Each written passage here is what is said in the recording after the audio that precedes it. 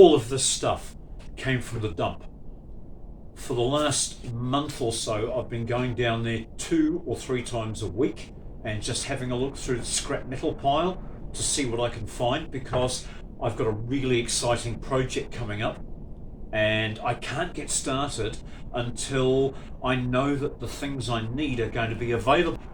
Because this machine that I want to make can be made in several ways. There's one way that saves an awful lot of framing material. There's another way that allows you to utilize an existing trolley jack as part of the mechanism. There's another way that even allows you to use a winch to create the effect that I'm trying to create. So what is it that I'm trying to create?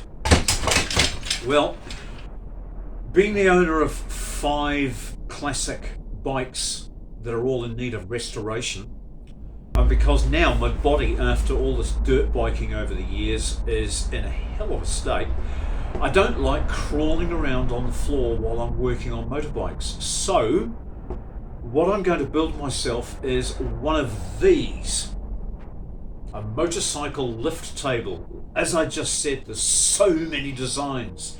One of the ideas I had was to use this window winder motor out of an Audi and this winch, because the gear on this matches and meshes with the gear on this. I was going to create a winch powered lifting table.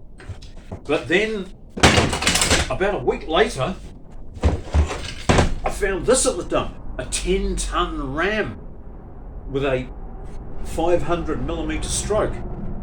That could have been really good for what I was building. One thing I did need was some cast iron wheels. So I've picked up a couple of these old trolley jacks, and that's given me 4 of the wheels. They prescribe the sliding motion of the frame as it rises and falls. They allow the movement to occur underneath the table and also on the ground, because these things, as they lift up, they move through an arc. It's an interesting engineering challenge. Something else I found that I knew I would need while I was building this was greasable shackle bolts. Somebody had thrown away some old shackles that had been taken off the back of the leaf spring of a car, and they're slightly worn in one place. That doesn't matter, because I'm not going to be using that place when I use these as the main pivot point in the frame. So I'll have nice greasable pivot points, but of course these have to run in something. And what I found while I was at the dump was a little piece of pipe that, without any machining, it's just a nice fit on these bolts with a pump of grease down here. These welded into this framework will make a strong pivot point. Another way that I thought I might actuate this thing was with a cordless drill and a scissor jack mechanism. This scissor jack mechanism, if spun at a decent speed, will crank up these, and these will lift 1.5 to 2 tons. This is an old one with no rating written on it, but similar designs are rated between 1.5 and 2 tons. Well, all this has kept me very, very occupied for the last month or so, just drawing things on pieces of paper, playing with pairs of scissors to watch how things move as you open and close the X scissor action, and looking at the loading calculations and all that kind of thing. And then everything changed when I went to the dump just yesterday. Let me show you what I've got now.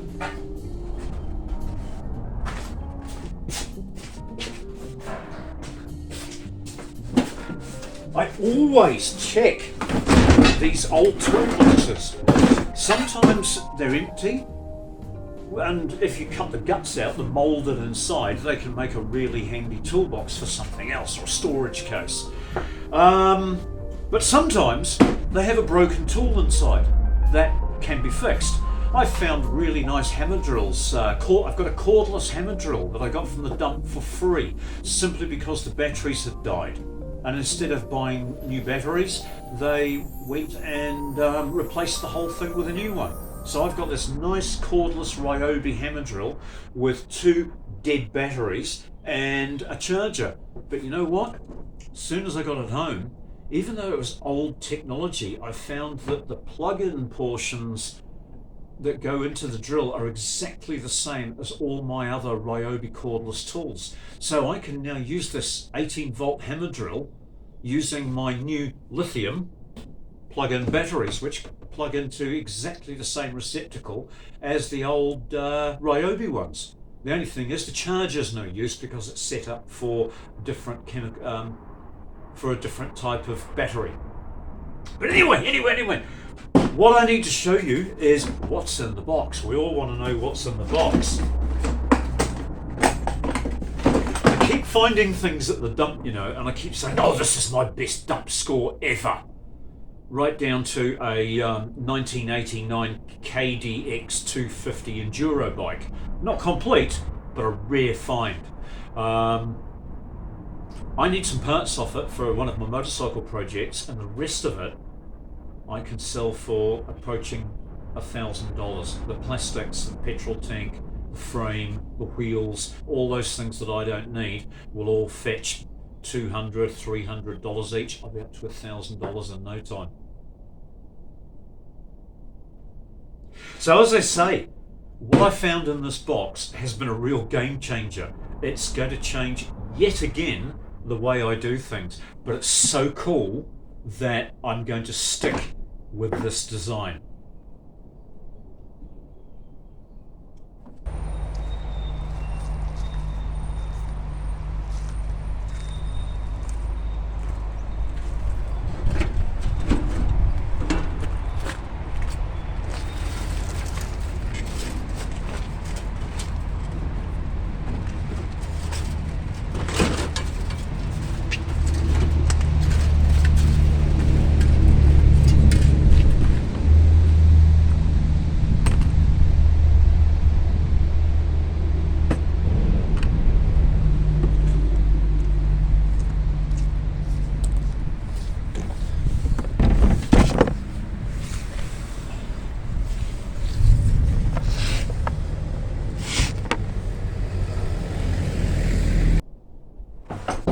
This is an electric scissor jack. I've never seen such a thing. I didn't know they existed. It's still quite shiny. You can see here it's got the odd scratch underneath, so it's been used. But it's got most of its accessories, and it plugs either into the cigarette lighter or directly to the battery, and your car can be cranked up and down with it. So, why is it at the dump? Is it such a piece of Chinese rubbish that they bought it, found it didn't work, and they just binned it? Or did they use it for a while and it broke? Or was it caught in the floods? We've had a lot of floods around here lately, and several cars were partly submerged, so there's a lot of damaged stuff floating around on the internet. There's a lot of appliances that are really nice and really new, but then you read the advert, you say it's water damaged and its assets wear is suitable for parts. So anyway, as I say, I got this from the dump. Being 12 volt, I could put it straight onto my car and find out if it still worked. So I did that, and it didn't. But I gave it the sniff test. It doesn't have that acrid smell of burning varnish, so it hasn't burnt out, or chances are it hasn't burnt out. So I thought it was well worth bringing home and checking it out. So what happened next when I got home, I'm going to reenact. I opened the box, got it out. I knew that it didn't work. I didn't know why it didn't work. Because it was so new and because there was no nasty electrical smell, I figured that it was something like just a broken plug or maybe a problem in the switch. So I did all the usual things. I checked the joins. I looked inside for water damage. There was no evidence of that. I looked at this little adapter that you plug this into, and then I realised these have a fuse inside them. Inside the box, there are 3 spare fuses up here. No sign of any instructions, nothing written on the jack, but what I found when I opened this thing up, that had a blown fuse. So what I did was I grabbed one of the spare fuses, put this thing back together, connected it up to my little jump starter here, and well, what do you know? We've now got power. So when I press the button, it should, and it even has a limiting switch to stop it overlifting.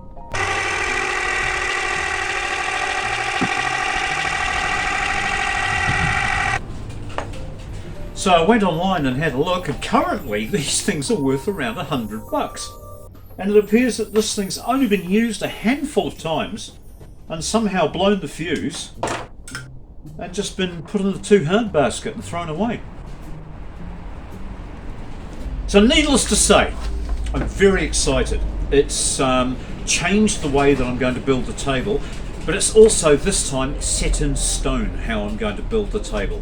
I've now decided that this is just too cool not to use, and it means that I'm eliminating any of the straight line necessities that you'll find in a mechanical installation where I've got to run a shaft from one place to another. With the hydraulic ones, there's the pumping mechanism and the releasing mechanism that has to be done by shafts, and it's less than perfect. With the winch, you have to have several returns and pulleys of cabling, and it gets very complex, and you can't sweep out underneath the table if it gets messy, because you've got a nest of cables pulling back and forth, and very complex pulley system. The ones that use an existing trolley jack that you drop into a tray and it pushes against that tray and lifts the table, they're great, except for the fact that they need around double the amount of steel, because as well as the table, you also have to have a substantial floor frame, and that substantial floor frame, once again, it's something that's harder to sweep around. It costs money to make. It adds weight to the project. It's also something that you're going to have to move around. It's going to be a base that sticks out a little from your work area, and it's going to impede your access to the project. So I did want to stay away from one of those designs that has a substantial floor frame for those reasons.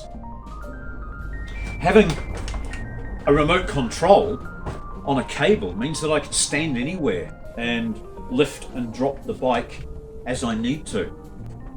I'm now going to have to find a way to mount this in the project because of the changing arc during the lift. This design pushes in a straight line, and I'm going to have to compensate for that arc, which means I'll have to have pivots top and bottom so that it constantly realigns itself as it moves through that arc. But it's all doable. It's all doable. I've been sitting and pondering over which system would be the best, because as well as the different lift mechanisms, there's also the basic actuation.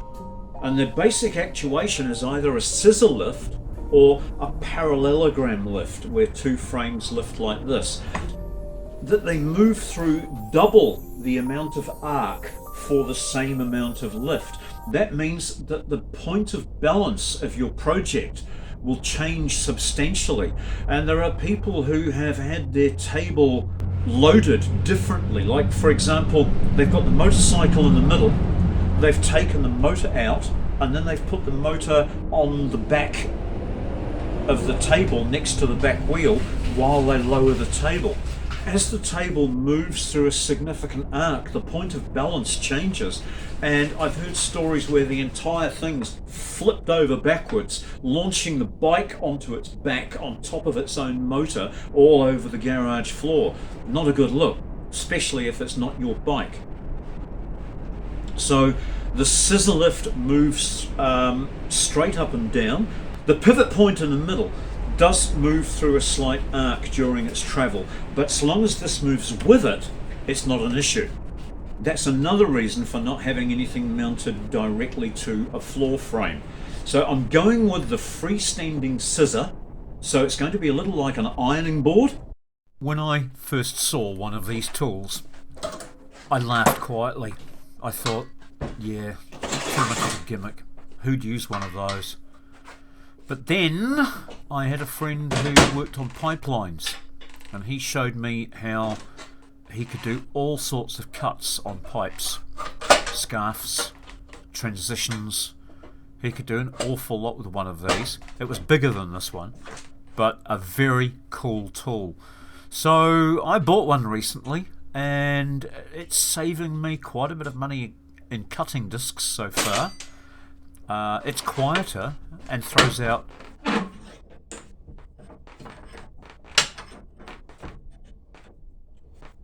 no sparks like the cutting disc does.